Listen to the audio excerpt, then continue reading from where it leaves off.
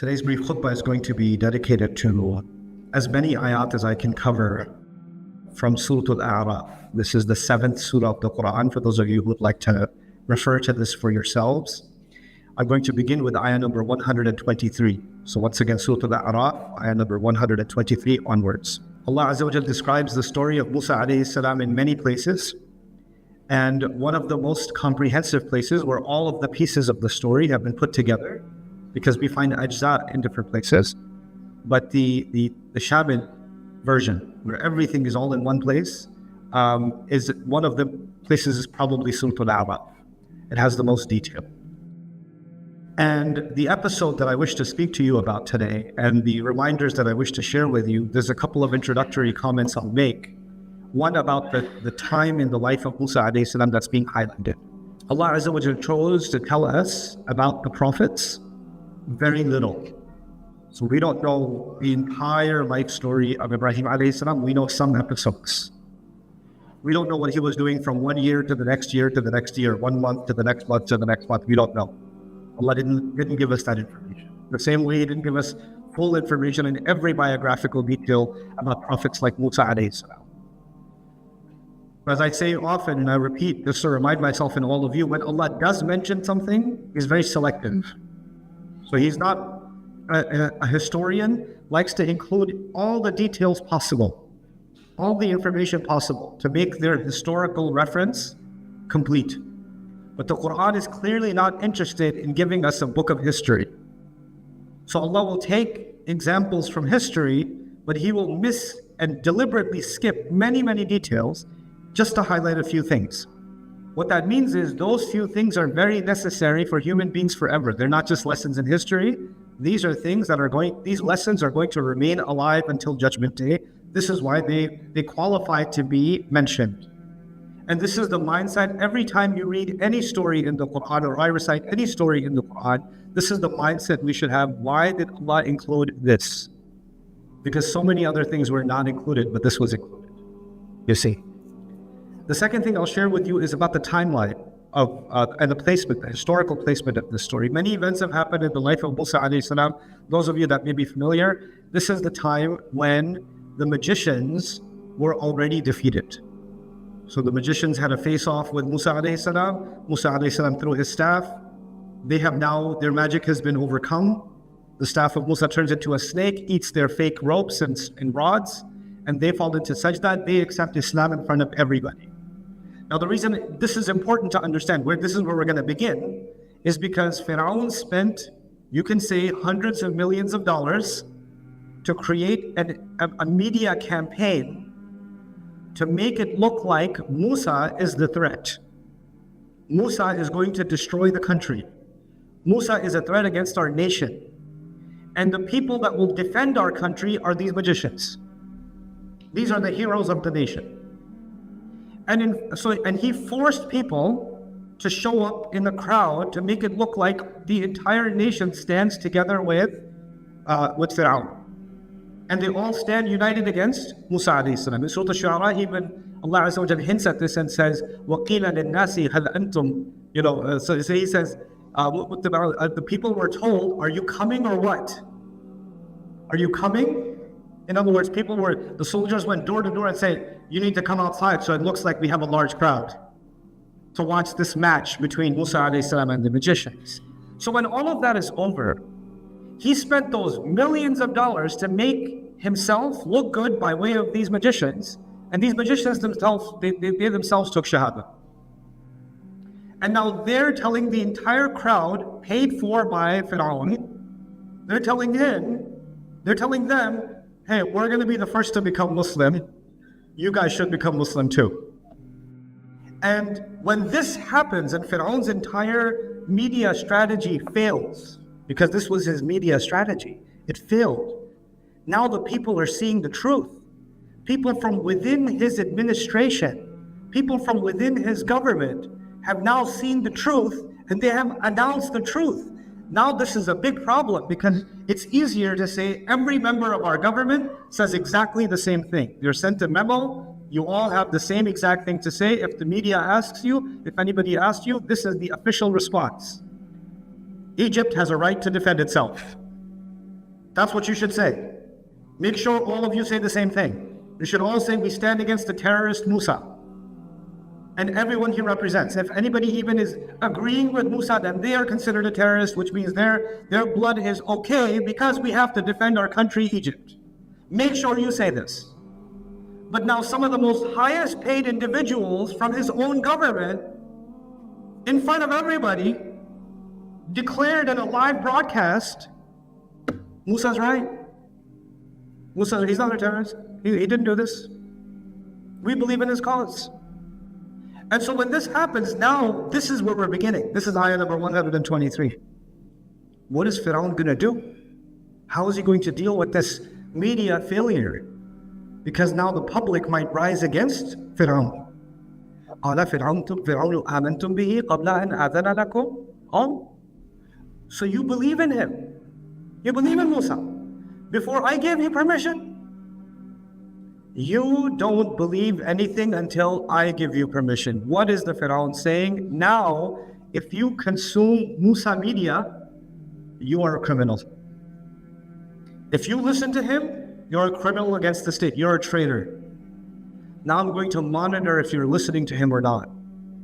And if you even look like you're starting to agree with what he's saying, you are a traitor against our country, a threat against our security. We must confine you or punish you in some way. What punishment does he come up with? إِنَّ هَذَا لَمَكْرٌ مَكَرْتُمُوهُ فِي الْمَدِينَةِ. If any people from within his government started saying Musa is right, you know what he said? Oh, no. You were planning this with Musa all along. Just to make the government look bad. You're a traitor. You're a spy for Musa. You're the problem within our government. So immediately he starts turning against his own people, his own government administration, and say, no, these were traitors. These were people that conspired with Musa. لِتُخْرِجُ مِنْهَا أَهْلَهَا. And you did all of this because you don't care about our own fellow, citizen Egyptians. I'm the one trying to save our country, and you traitors are going to side with the enemy. You're trying to destroy our beautiful country. You know what he's trying to do now? If you love your country, you will be with Fir'aun. And if you're going to question Fir'aun, it must mean you hate your country. You hate your nation. You hate your people. So now he created a new loyalty test immediately, so that everybody, by the way, everybody watching in the million or hundreds of thousands in the crowd, they all know what's really going on. They know he's playing this game. But they now know if you open your mouth or even think the wrong way, the way the government doesn't want you to think, you're going to be in trouble. This is the suppression of free speech in the Quran, right? The suppression of dissent. You can't question the authority. And then he says, فَسَوْفَ تَعْلَمُونَ لَأُقَطِّعَنَّ أَيْدِيَكُمْ وَأَرْجُلَكُمْ مِنْ خِلَافٍ ثُمَّ لَأُصَلِّبَنَّكُمْ أَجْمَعِينَ. This is very important. He said, this is going to be my policy for people like you, magicians. I'm going to chop off your arms and your legs from the opposite side. Like your right arm I will chop off, your left leg I will chop off. Or your left arm, right leg. And after I'm done mutilating your body, I don't just want it to go get buried somewhere.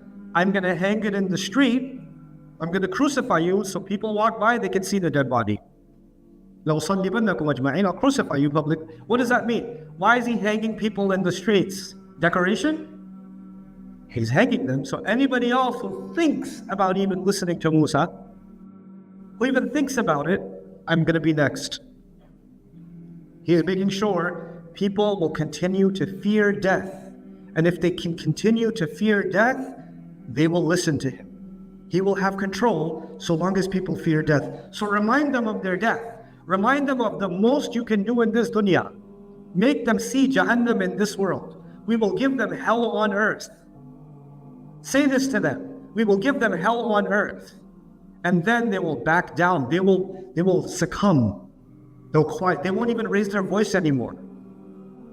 And the magicians respond, قَالُوا إِنَّا إِلَىٰ رَبِّنَا مُنْقَلِبُونَ.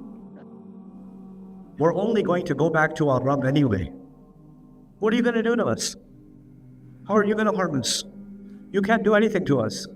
Even if you do, you can hurt my physical body, you can hang me, you can crucify me. At the end of all of that, where am I going? I'm going back to my Rabb, which is their way of saying, you will never be my Rabb. You will never own me. You can't own me. This is the defiance of the magicians that became Muslim. They became heroes of this ummah because the first thing they declared is, we don't fear death. And then they said openly, وَمَا تَنْقِمُ مِنَّا. And what is this anger that you have towards us? Why do you want this kind of revenge against us? إِلَّا أَنْ آمَنَّا بِآيَاتِ رَبِّنَا لَمَّا جَاءَتْنَا. The only crime we've apparently committed is we believe in the revelations that have come to us. The truth that has come to us. We accept the truth, the revealed truth. This is the real reason you hate us. This is the real reason you want us destroyed. رَبَّنَا أَفْرِغْ عَلَيْنَا صَبْرًا وَتَوَفَّنَا مُسْلِمِينَ. Our Master, pour sabr over us and give us death as Muslims. Look at this dua. Tawaffana Muslimin. Take us away as Muslims. They are already prepared to die. They've accepted it. Now the only concern is not if I'm going to die. Now the only question is, how am I going to die? The question has changed. Now their behavior is not dictated by, I don't want to die. Now their behavior is dictated by, I want to die doing the right thing. I want to die believing the right thing. I want to die in the state of Islam. How I want to die. The question about death has completely changed for them. The problem now is, even Fir'aun is starting to question, is this the right policy? Because there's a lot of public backlash. People are questioning what I'm doing. I'm about to, because this is in Al-A'raf, other places in the Quran. I mentioned this in a previous khutbah. He was ready to commit genocide. Kill everybody. But he hadn't taken that step yet. He's thinking about what should be the media, what should be the strategy here? Because we need to do something militarily, but before we do something militarily successfully, we need to make sure we control the media too. And if the media gets out of control, we need to make sure how to rein it back in. You know, who's the troublemaker in the media? We need to let them know or figure out a way to solve that problem. He's still deliberating, but some people within his administration, there's two opposite groups. One group within his administration accepted Islam, like I just showed you. They were part of his government. There's another group inside his government. And they're like, no. We need an aggressive solution here. We need a real leader here.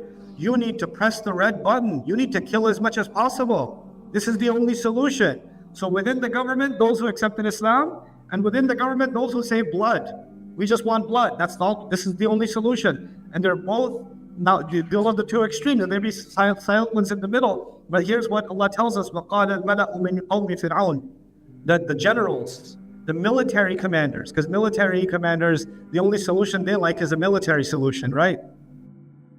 So what do they start telling Fir'aun? They're his advisors. They say, أَتَذَرُ مُوسَى وَقَوْمَهُ. Also, you're going to just leave them?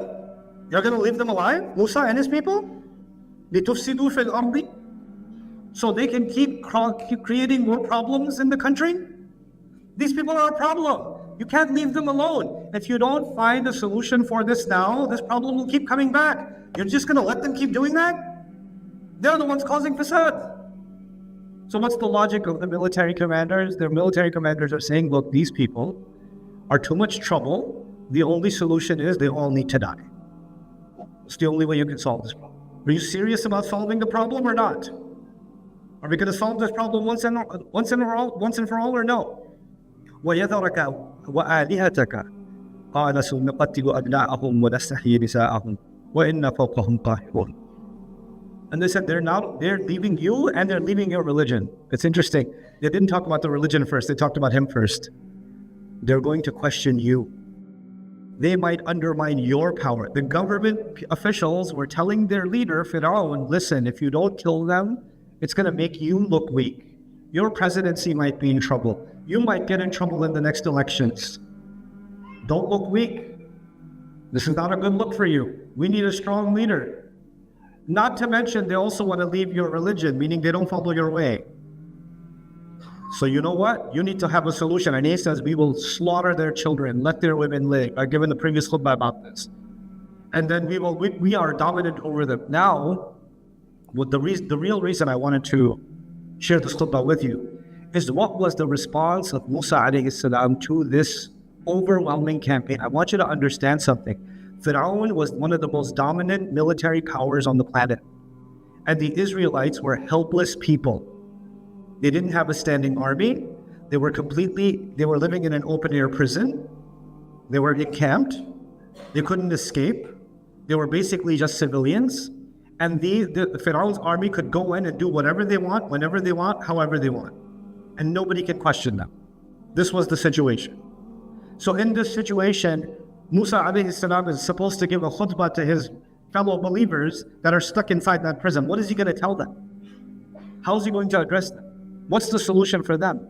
He says to them, alayhi salam, Ista'inu billahi wasbiru. Seek Allah's help. Continue to have sabr. وَإِنَّ الْأَرْضَ لِلَّهِ يُورِثُهَا مَنْ يَشَاءُ. The land, the earth belongs to Allah. He gives this land and inheritance to whoever He wants. مِنْ عِبَادِهِ, from among His slaves. وَالْعَاقِبَةُ لِلْمُتَّقِينَ. And the final end, the last laugh, the end victory can only be for people who have taqwa. That's it. That's all He gives them. But you know, there are some people in the audience that have strong iman. They hear this and they say, this is enough for us. Like the magicians, إِنَّا إِلَىٰ رَبِّنَا مُنْقَلِبُونَ تَوَفَّنَا مُسْلِمِينَ. It was enough for them. Other people said, come on, we're the ones getting killed here. You're going to give us khutbah about iman? Give us a real solution. This is not a real solution. This is just, oh, you're making us feel better. How do we get rid of this problem? So the next ayah is about the people. For them, when He said to them, the earth belongs to Allah. Allah has a plan for you. You need to not lose your iman. This is the most important asset. The most important, the most valuable treasure that the believer has is not the land, is not their life, it's actually their iman. And the magicians understood this because they said, the one thing we cannot afford to lose is our iman when we're dying. They understood this. But there are others who said the following. Listen to this ayah, and I'll conclude with this ayah. قالوا أوذينا من قبل أن تأتينا ومن بعد ما جئتنا. They said, before you came, they talked to Musa, his followers, some of his followers. They said, before you came, we were being tortured. After you came, we're being tortured. What good are you? How are you a solution? Because in their mind, if you're following Islam, if you're following the right religion, it should solve all your problems. Life should be good. Money should become easy. Health should become easy. Safety should become easy. You should become the superpower because you believe in Allah. Once you believe in Allah, you should have everything in dunya, the best of it. And you're supposed to be the prophet. You came. When you came, dunya should have become Jannah. How come you came and before you came, we were getting beat up by Fir'aun? And after you came, we're still getting beat up by Fir'aun? What's your point? What's your purpose even? We don't see any difference. Whether you're there or you're not there. Now Musa alayhi salam could answer that question. Because that's what they said to him. When he gave him this khutbah, this is how they responded. Imagine a prophet of Allah giving a khutbah and some people in the Jumu'ah itself or whenever he gave this khutbah to them, they start talking back in the middle of the khutbah. So how does he respond to this criticism? He says something so scary, and I wanted to end with this, and I hope this is the thought that leaves me and you thinking for a while. What did Musa alayhi salam say to them? Listen to this. He said, "Asa rabbukum an yuhlika aduwakum." It's quite possible that Allah will destroy your enemy. It's very possible that Allah will destroy your enemy. The pharaohs and their dynasties lasted several centuries. And Allah ended the Pharaoh's reign in 1 minute in the water.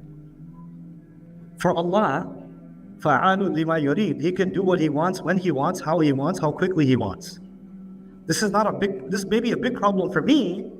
This may be a big problem for someone else. This is not a big problem for Allah. وَذَلِكَ عَلَى اللَّهِ يَسِيرٌ. First thing He says, it may be that Allah will destroy your enemy first. Then He says, وَيَسْتَخْلِفَكُمْ فِي الْأَرْضِ. And once He destroys your enemy, He will give you power over the land. So your enemy is gone. Who's going to take over? You will take over. He'll make you powerful. So far, this sounds like I should give a takbir. Wow, the enemy will die. I will win. I will have power over the land. That's not where He ended. Then He said, فَيَنْظُرَ كَيْفَ تَعْمَلُونَ. Then Allah will observe, how do you behave? Allah will observe, how do you behave? So right now your enemy is Fir'aun. And he acts in this way. And maybe Allah will destroy him. And maybe after destroying him, He will give you the kind of power once He gave to Fir'aun. And then he will see, are you any different from Fir'aun, or are you turning into Fir'aun yourself? Let's see how you do. Let's see how you do. Not so long ago, many Muslim nations were colonized by the British, by the French, by the Dutch. Huge parts of the Muslim world. Not so long ago, our grandfathers and our grandfathers' fathers were standing all night in masajid begging Allah to remove the rule of the colonizers from our lands. Begging them that if Allah will give us victory, if Allah will remove these kuffar from over our necks, that we will worship only Allah, that we will bring justice, we will bring the light of Allah to the land of the Muslims. We will worship Him and live as we were supposed to under the shade of Allah's book and the sunnah of His Messenger sallallahu alaihi wasallam. This is not ancient history. This didn't happen thousands of years ago. This happened within the last 100 years, that in our own families, my family, your family, many of your families where you come from, there were people begging in the masajid to give them freedom so they can have power over the land. And in many of those nations, those powers retracted their tentacles, and the Muslims actually developed some level of independence. And of course, once they developed that level of independence, they didn't oppress anyone. They didn't have corrupt governments. They didn't rig elections. They didn't accept bribery. They didn't become Fir'auns themselves. They didn't secretly arrest anyone or kill anyone. They didn't.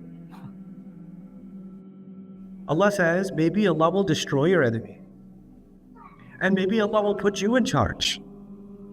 And Allah will see, how do you do? How do you behave? Allah said this on the tongue of Musa alayhi salam to Banu Israel. Banu Israel, thousands of years ago, were told, maybe one day you will have power. Let's see if you're any different.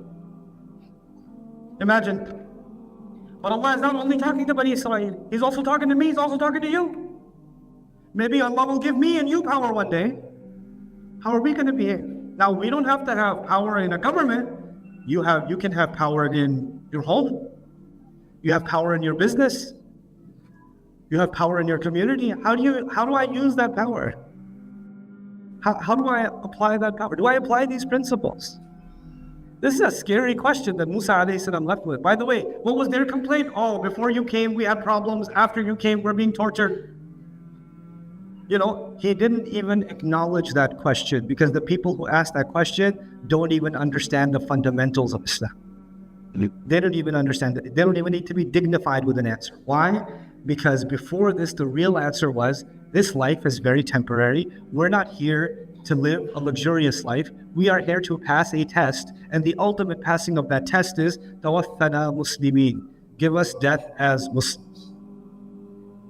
This, وَلَا تَمُوتُنَّ إِلَّا وَأَنْتُمْ مُسْلِمُونَ. Allah gave us this warning directly too. Don't you dare let yourselves die except that you're in the state of Islam. May Allah subhanahu wa ta'ala give you and me the state of Islam in the moment of our death. And may Allah Azza wa Jal allow the tragedy of this ummah not only to be lifted, but lifted in a way that doesn't corrupt our iman, it only elevates our iman.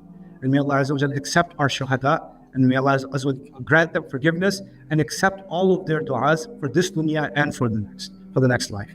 May Allah Azza wa Jal also accept all of our ibadah and overlook and forgive our shortcomings, and bless this community, bless our children, bless our families, and allow us to overcome the shayateen within us, the nufus within us, so we don't become Fir'aun even in our personal life.